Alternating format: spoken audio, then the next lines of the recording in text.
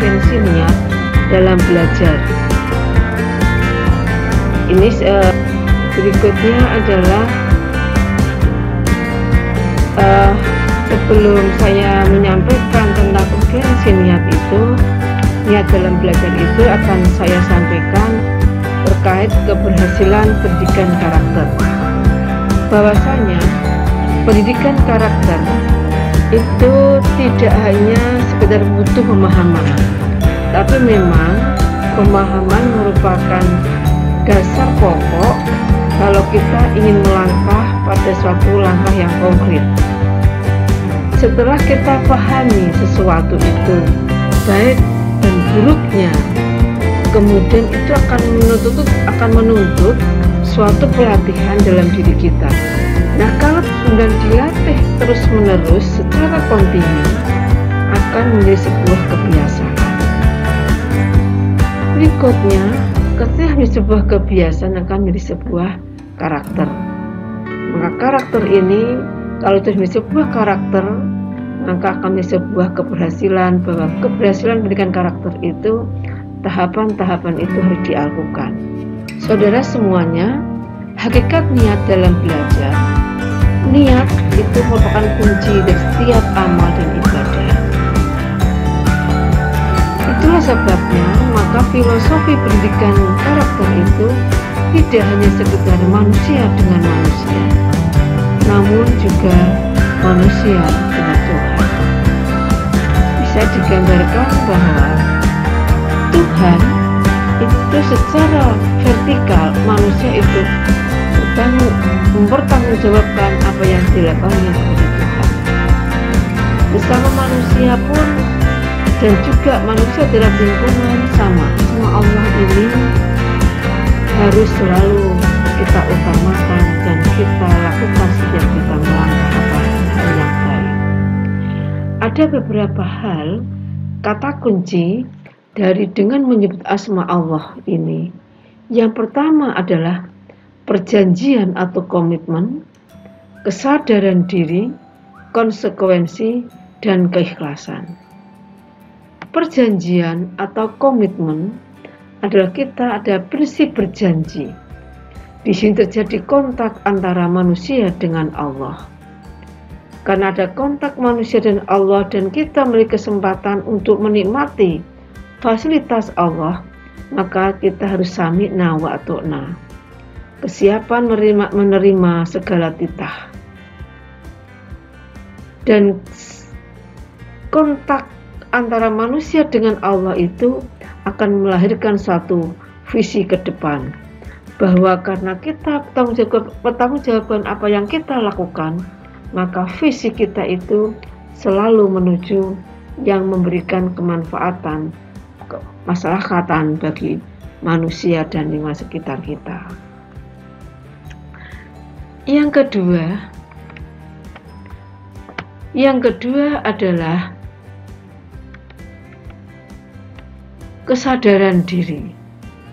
Kesadaran diri ini maksudnya adalah menyadari hakikat diri kita sendiri, menempatkan Allah dari segalanya, dan dari hal ini akan memunculkan ketundukan, kepatuhan.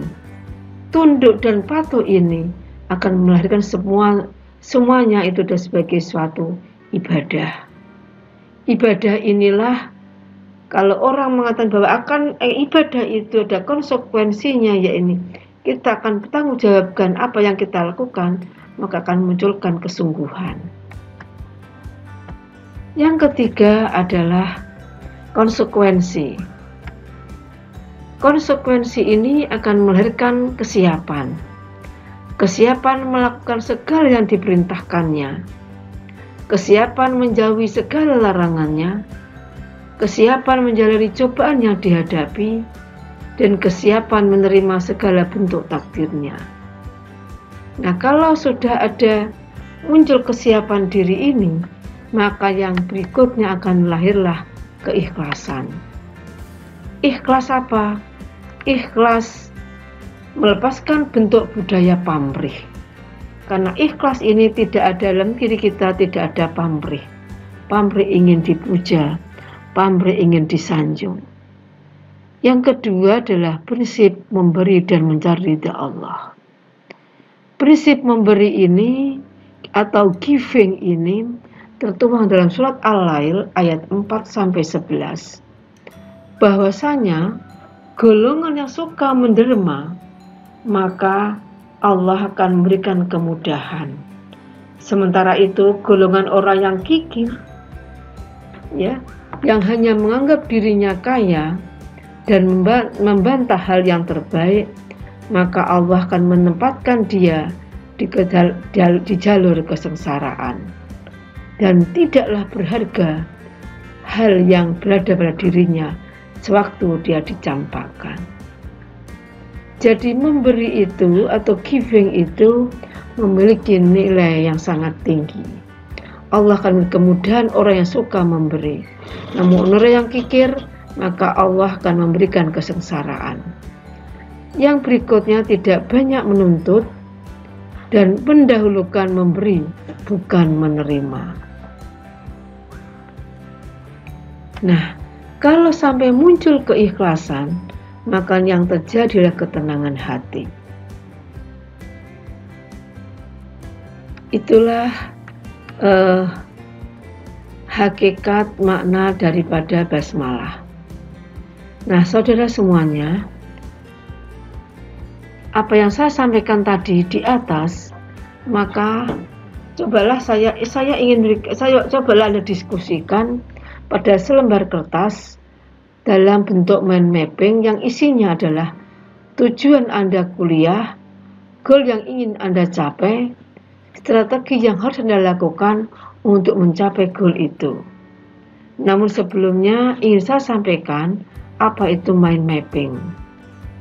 Mind mapping adalah sebuah cara mencatat dengan memanfaatkan bagaimana otak bekerja. Teknik ini diperkenalkan oleh Tony Buzan, seorang ahli dan penulis produktif di bidang psikologi, kreativitas, dan pengembangan diri. Menurut Buzan, otak bekerja dengan gambar dan asosiasi, dan cara mencatat mind mapping juga mengandalkan gambar dan asosiasi tersebut. Itulah sebabnya mind mapping itu sesungguhnya adalah peniruan, duplikasi bagaimana otak itu bekerja. Mind mapping adalah alat yang membantu otak berpikir secara teratur, mengembangkan cara pikir yang divergen, berpikir kreatif. Cara mencatat yang kreatif, efektif, dan memetakan pikiran-pikiran kita secara menarik, mudah, dan berdaya guna. Berikutnya bahwa teknik mencatat atau dokumentasi ini memungkinkan mendapatkan gambaran besar dari sebuah persoalan. Mencatat informasi termasuk merangkum sebuah bab buku teks ke dalam selembar catatan saja.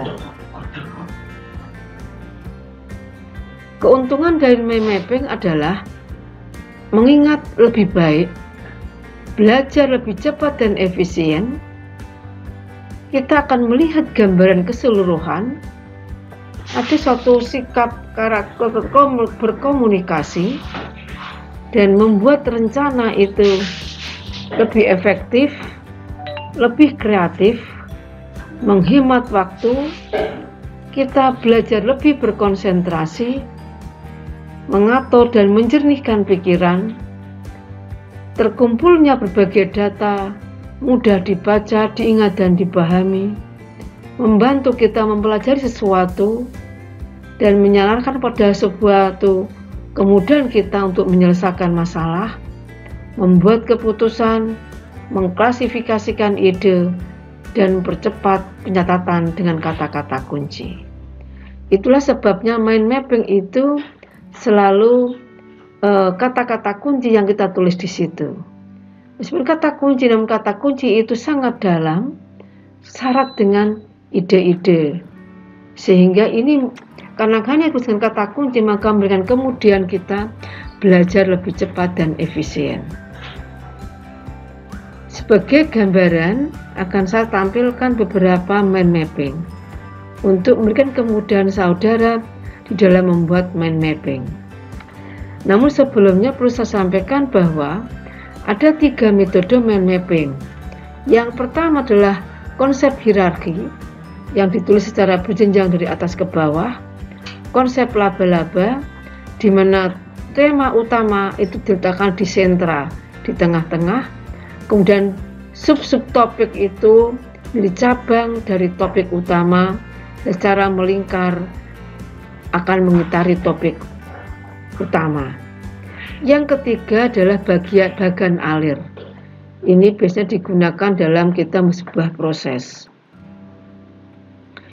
Ini adalah contoh konsep laba-laba. Kemudian metode hierarki.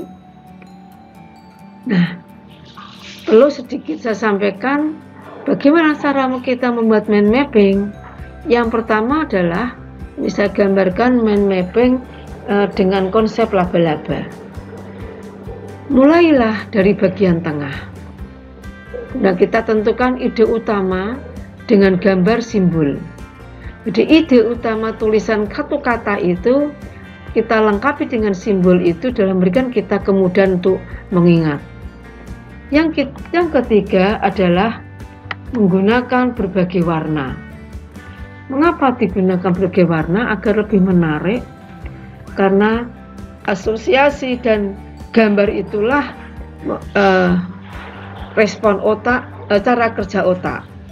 Yang keempat, hubungkan cabang-cabang utama ke gambar pusat. Yang kelima, buatlah ranting-ranting yang berhubungan ke cabang dan seterusnya garis hubung yang melengkung. 6. Gunakan satu kata kunci untuk setiap garis. Yang ketujuh, gunakan gambar. Berikut adalah ilustrasi membuat mind mapping. Peta konsep atau mind mapping sukses belajar.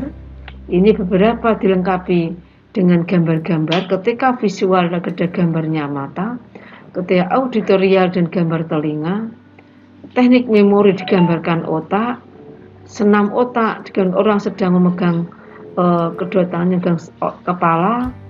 Ini adalah gambar-gambar seperti ini akan memberikan kemudahan kita mengingat. Peta konsep manajemen waktu dengan warna-warni akan memberikan kemudahan kita mengingat-ingatnya. Peta konsep lingkungan tentang alam. Di sini ada gambar-gambar juga yang memberikan ilustrasi penajaman peta konsep. Peta konsep impact. Peta konsep organisasi komputer. Ini saudara kita lihat ada beberapa warna yang digambarkan. Warna-warna ini akan sangat menarik untuk diingat. Berikutnya peta konsep sistem koordinasi, peta konsep problem solving. Berikut peta konsep suatu evaluasi pembelajaran dengan standar penilaian pendidikan.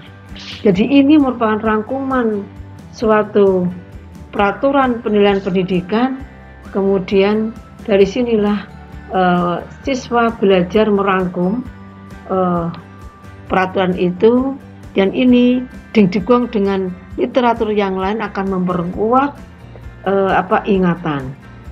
Demikian gambar peta konsep, mudah-mudahan bermanfaat. Terima kasih. Wassalamualaikum warahmatullahi wabarakatuh.